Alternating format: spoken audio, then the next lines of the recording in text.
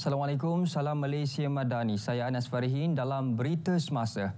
Kementerian Kesihatan KKM akan pertimbang langkah menyediakan kawasan khas merokok. Menterinya Datuk Seri Dr. Zulkifli berkata untuk premis di kawasan sempit agak sukar mematuhi jarak 3 meter merokok seperti dikuatkuasakan di ketika ini. Usaha itu selari dengan pelaksanaan di beberapa negara maju lain seperti Singapura, Jepun dan Hong Kong di mana mereka mempunyai tempat yang dibenarkan untuk merokok. Beliau berkata demikian pada sesi perjumpaan meja bulat sempena program tinjauan mesra premis bersih bebas asap bebas di Ibu Negara. Mengulas selanjutnya mengenainya, perkara tersebut bukanlah satu langkah mengundur ke belakang.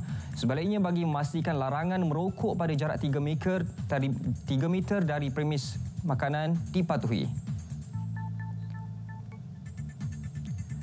Penempatan haram warga asing diserbu Jabatan Imigresen JIM di Setia Alam, Selangor awal pagi tadi. Serbuan operasi bersepadu Imigresen Selangor dibuat berdasarkan hasil risikan serta aduan daripada penduduk setempat. Menerusi serbuan itu, 133 warga asing ditahan yang kebanyakannya warga Indonesia selain 2 daripada mereka warga Bangladesh. Timbalan Ketua Pengarah Operasi JIM Jafri Muttaham memaklumkan penempatan haram itu telah dibuka lebih 4 tahun memandangkan wujud pelbagai kemudahan seperti kedai runcit, kedai makan dan surau. Mereka dipercayai membayar di antara RM1,000 ke RM2,000 sebulan kepada pemilik tanah secara bersama. Kesemua warga asing yang dicekup dibawa ke bahagian penguatkuasa Imigresen Negeri Selangor untuk saringan dokumen dan pas penempatan sebelum dimuktamadkan proses penangkapan. Mengenai pencemaran air Sungai Air Merah di Kulim, Kedah yang dilaporkan pada 16 Februari lepas, ia disahkan berpunca dari pelepasan air sisa dari aktiviti peternakan khinzir di perkarangan Sungai Lembu seberang perai tengah Pulau Pinang. Punca itu dikenal pasti selepas Jabatan Alam Sekitar JAS Kedah membuat pemeriksaan ke atas air tercemar berkenaan.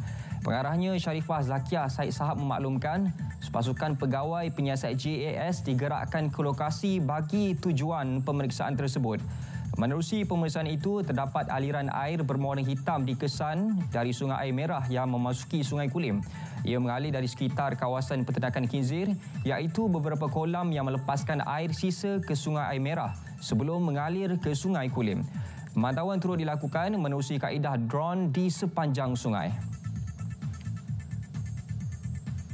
Sebuah lori dan sebuah van yang disita unit operasi Jabatan Pengangkutan Jalan JPJ Cawangan Sungai Petani dipercayai terlibat dalam kegiatan penyeludupan minyak diesel. 2 kenderaan terbabit ditahan di stesen minyak berhampiran Yarapak dan Bandar Puteri Jaya sekitar pukul 4.30 pagi. Pengarah JPJ Kedah Aman Shah Hashim berkata, hasil pemeriksaan mendapati kedua-dua kenderaan terbabit telah diubah suai bagi memuatkan tangki simpanan minyak. Dalam operasi khas perayaan Tahun Baharu Cina yang memasuki hari ke-17 itu, JPJ turut menyita 3 buah lori, 2 van dan sebuah motosikal. Semua kesalahan telah dikenakan tindakan di bawah Akta Pengangkutan Jalan 1987 serta kaedah-kaedah di bawahnya. Ketua Polis Negara Tan Sri Razaruddin Hussein meluangkan masa bertemu 70 pengadu yang pernah membuat laporan polis di IPD Kubang Pasu, Kedah. Perjumpaan bagi mengatasi permasalahan yang dihadapi pengadu ketika siasatan dijalankan. Polis Daerah Kubang Pasu dalam kenyataan memaklumkan kebanyakan aduan berkaitan kes jenayah, narkotik, komersial dan trafik. Ia berhubung status masa siasatan terhadap kes yang dilaporkan oleh para pengadu. Hadir sama Ketua Polis Kedah Datuk Fisul Saleh. Sekian berita semasa dari Sungai ke Segara, Palestin pasti merdeka. Malaysia Madani, Tekad Perpaduan, Penuh Harapan.